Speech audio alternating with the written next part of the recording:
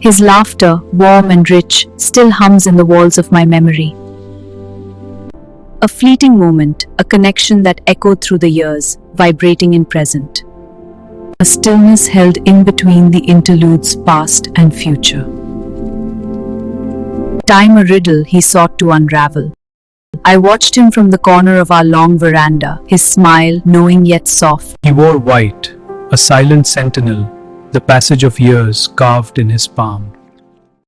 His hand, weathered yet steady, held it close, squinting eyes searching the spaces slipping between the numbers. His smile, knowing yet soft. Its hands stilled and frozen.